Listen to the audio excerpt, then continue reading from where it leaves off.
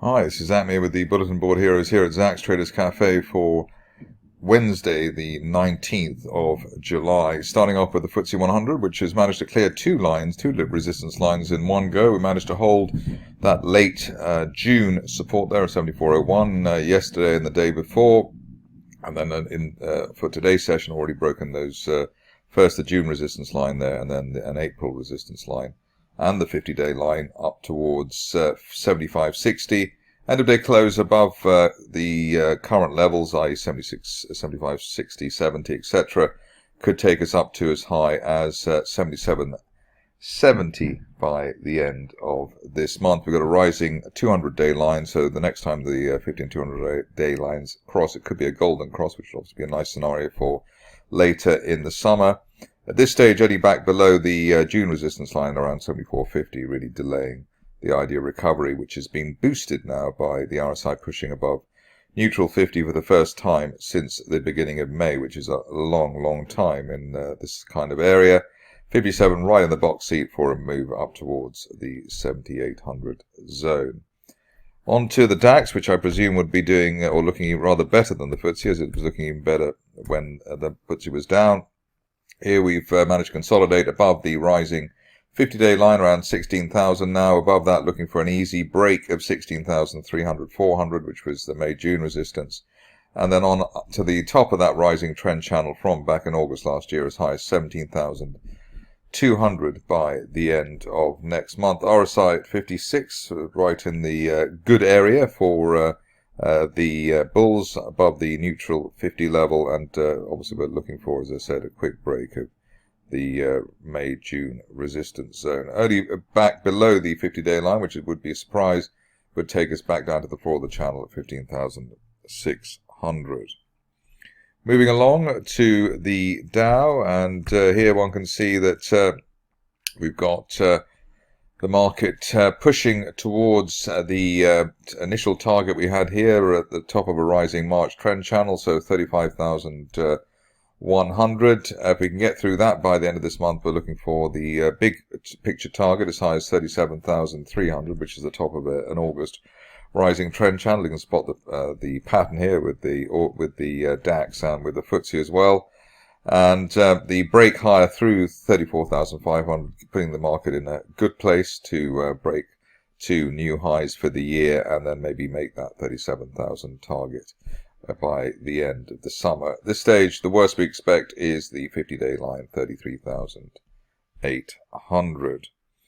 Moving along to Bitcoin, where we've been hoping that there'll be a break to the upside. Hasn't quite happened yet, but I suppose we should be grateful that we haven't broken to the downside. The floor of that bull flag there around 29,500. If we fall below that, then maybe one would expect a test of the 50-day line, 28,700, probably now quite likely, even if we then break higher, just to clear out the weak hands before a move to the upside. It'd be too easy if we just moved up from the 30,000 area to the top of the 1-year trend channel. Currently pointing and promising a target as high as 35,000 plus, maybe up to 36,000 by the end of next month. But don't be surprised if there's a bit of a rug pull before this market goes higher. Moving on to the stocks, and an extended selection today. Couldn't choose between all the different situations that we have. First one is Ariana, which has never really been a decent performer in the recent past, but who knows, this time shareholders might get lucky. Bear trap from below the June support there at 2.2 pence. If we can sustain that 2.2 pence area, then we're looking at as high as 3.2 perhaps as soon as the end of next month. Obviously that's a punchy call given the track record of the shares just fading at the 200-day line.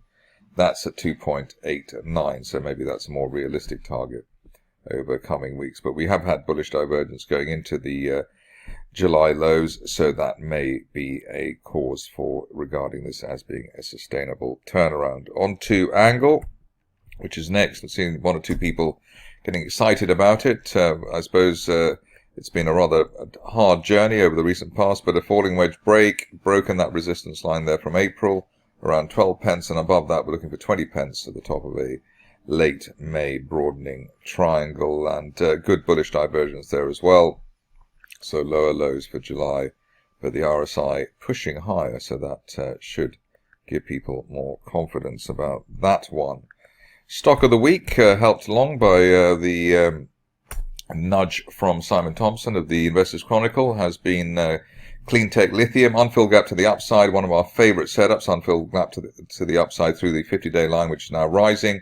Our initial target was to retest June resistance around 51.5 pence. Next target was to hit that line from April around 56 pence, and the new target today up to 70 pence maybe by the end of this month, which is a March resistance line projection. After that, hopefully the shares will be able to head back to their dizzy heights of February through 90 pence plus. On that said, on the basis that the September and October resistance was in the 60s, so clearing the 70 mark should then leave the position free for the shares to move higher. Best case scenario target, if you're a fan of the shares and dreaming of greater glories, is up to £1.20.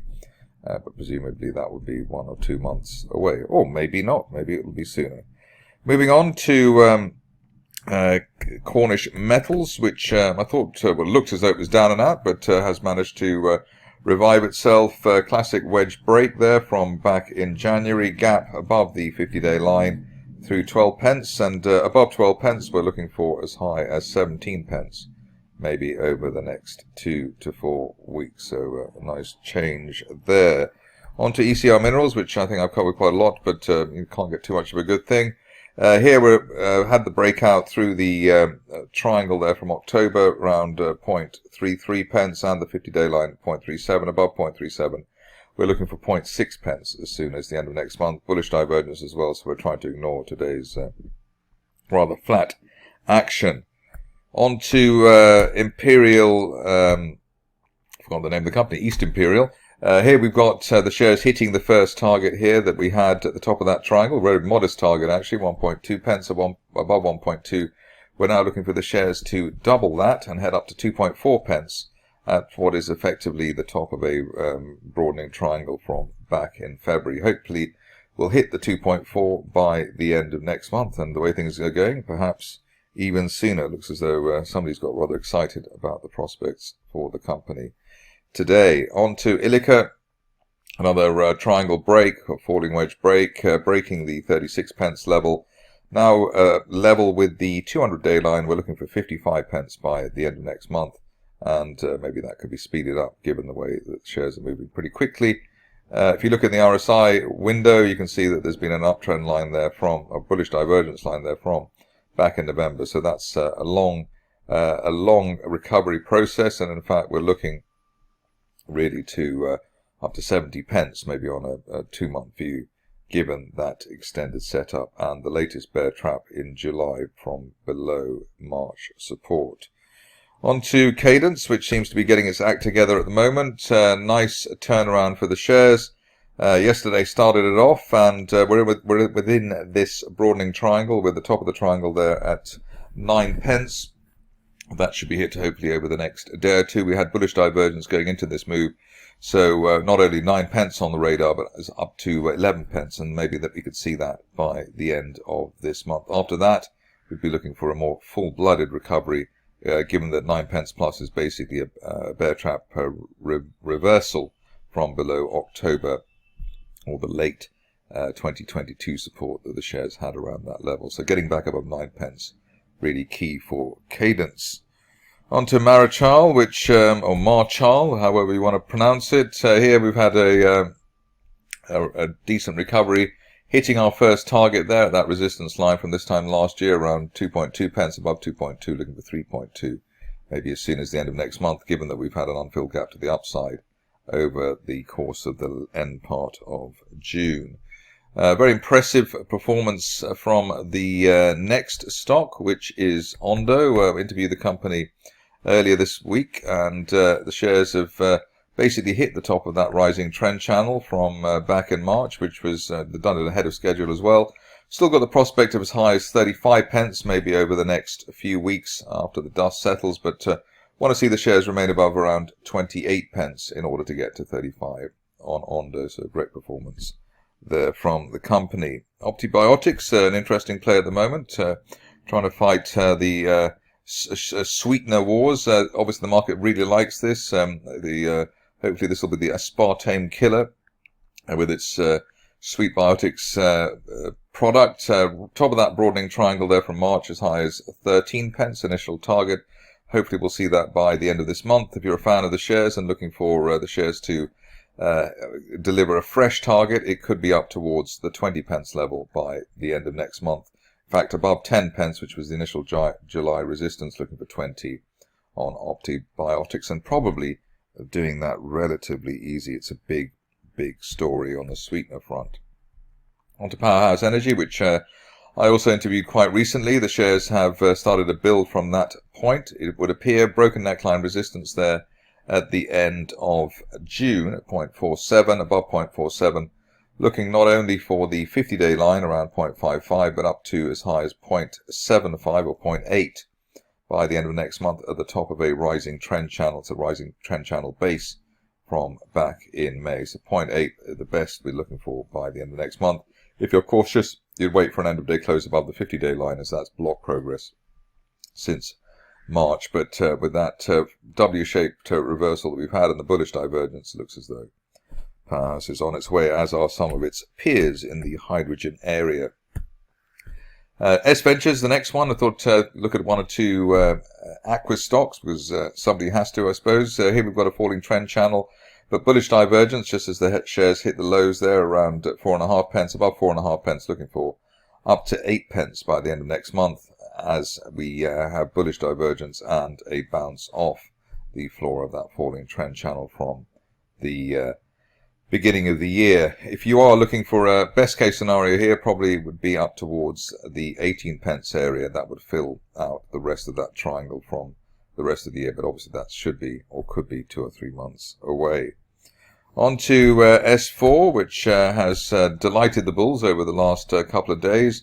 The shares have hit the initial target we were looking for, around £1.45. Above that, we're looking for as high as £2.20 by the end of next month, on the basis that we've had a perfect inverted head and shoulders formation there. The depth of the inverted pattern there from 133 to around 103, so 30 pence of upside would take us to 163, but the triangle formation there up to 220 over the next month or two, or sooner probably, even by the end of next month. But we want to see the shares remain above 145 in the meantime. On to the last three. First one is TAP Global, which is also a recovery situation at the moment. Rather painful decline from the February peak, which seemed to be rather overdone, perhaps. The old lows in October, 2 3/4. So we want to see 2 3/4 beaten on an end-of-day close basis. If we can get that this week, then we're looking for 3.6 pence of the 200-day moving average area, which would at least get the shares back to the sort of the median level they were before the beginning of this year. On to VAST, which wins the prize as being one of the most volatile and difficult situations, both fundamentally and on a charting basis. The good news, I suppose, is we've had a bit of a bounce above the old November resistance around 0.27.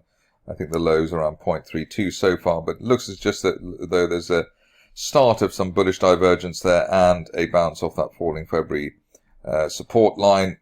What would be good to see is an end-of-day close back above the top of the gap there at 0.4 as a gap close buy signal, and then that could take the shares back up to 0.53, fundraisers permitting, of course.